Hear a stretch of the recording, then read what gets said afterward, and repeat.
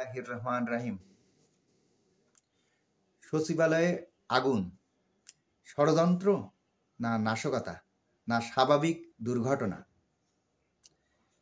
আগে শুনতাম শীতের দিনে আগুন লাগে বস্তির ভিতর, কিন্তু এখন দেখছি সচিবালয়ের বড় বড় বিল্ডিংয়ে আগুন লাগছে।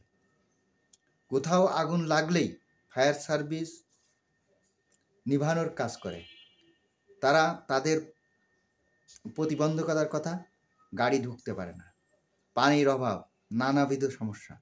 তারপর আগুন লাগার কারণ সন্ধানে গতানুগতিক সেই কমিটি গঠন। তারপর শেষে বলা হয় গতানুগতিক ইলেকট্রিক শর্ট সার্কিট এর মূলত কারণ। দুঃখজনক, ফায়ার সার্ভিসের একজন কর্মী এই সচিবালয়ের আগুনে নিহত হয়েছে। তাকে যেন আল্লাহ বেহেশতে নসিব করুন।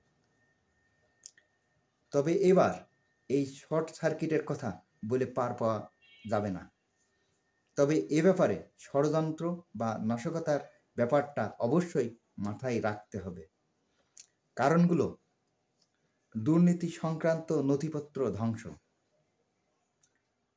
গুরুত্বপূর্ণ মন্ত্রণালয়, সড়ক পরিবহন ও সেতু মন্ত্রণালয়, পল্লী উন্নয়ন ও সমবায় মন্ত্রণালয় সহ 5টি মন্ত্রণালয় ক্ষতিগ্রস্ত। বৈষম্য বিরোধী ছাত্র আন্দোলনের প্রধান 2 জন উপদেষ্টা মন্ত্রণালয় ক্ষতিগ্রস্ত।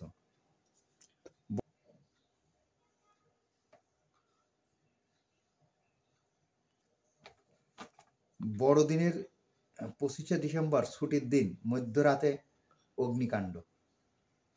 শেষে বলা যায় ক্যাডারদের ভিতরে বৈষম্য ও আন্দোলন চলছে। এসব চিন্তা করলে মনে হয় আগের চেয়ে ভয়াবহ আকারে অগ্নি সন্ত্রাস ঘটেছে। সেটা আগে ছোট ছোট আকারে বিভিন্ন জায়গায় ঘটেছিল। বেশিরভাগ বিশ্লেষকের মতে এটা শর্ট সার্কিট থেকে হয়নি। আগুনের ধরন ও লোকেশন দেখে অনুমান করা যায় যেটা অগ্নি সন্ত্রাসী অথবা ষড়যন্ত্র অথবা নাশকতার ফল। তবে এই ব্যাপারে অন্তর্বর্তী সরকার একটি তদন্ত কমিটি গঠন করেছেন। দেখা যাক কতটুকু কার্যকারী ভূমিকা রাখে।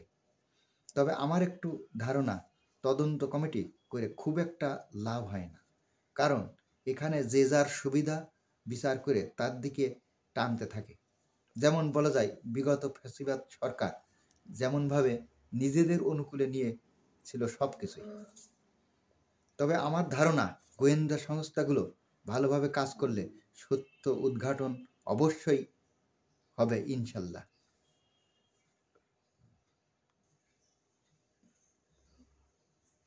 তবে গোয়েন্দা সংস্থাগুলোর আগাম খবর থাকলে এই ধরনের অগ্নি সন্ত্রাস বা নাশকতা কখনোই ঘটতো না।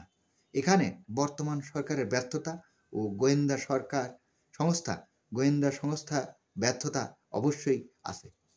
সাধারণত সচিবালয়ে 3 স্তরের প্রোটেকশন থাকে। তার ভিতর থেকে এই নাশকতা, বলা যায় সর্ষের ভিতর ভূতি লুকায় আছে।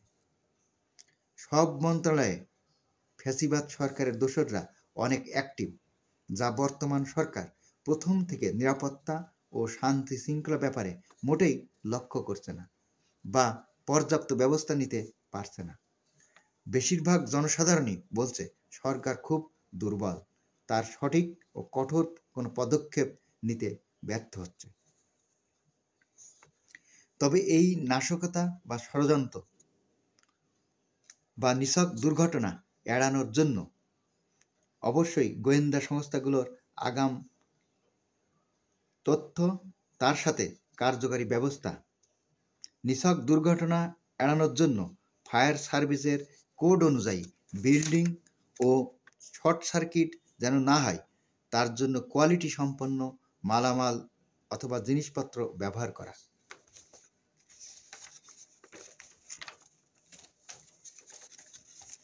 আর স্বরাষ্ট্র মন্ত্রণালয়ের উপদেষ্টা সম্পর্কে সবাই বলছে আরও কঠোর ভূমিকা নেওয়ার জন্য।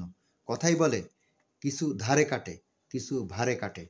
তবে দুটোই একসাথে থাকলে অনেক বেশিই কাটে।